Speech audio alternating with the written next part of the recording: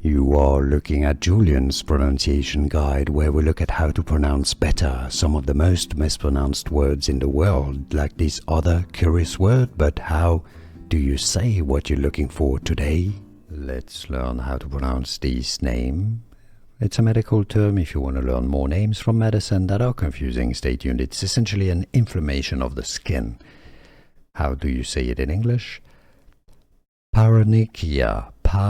Ra, a schwa sound here. It's generally not pronounced as paro, but para. Paronychia. CH is pronounced like a K, not paronychia. Paronychia. Stress on that ni syllable. Paronychia. Everybody will understand what you're talking about. And now you know the pronunciation. Here are more videos on how to pronounce more confusing words and names too many mispronounced. Like this video if you found it useful. I appreciate your support. I'll see you soon and thanks for watching.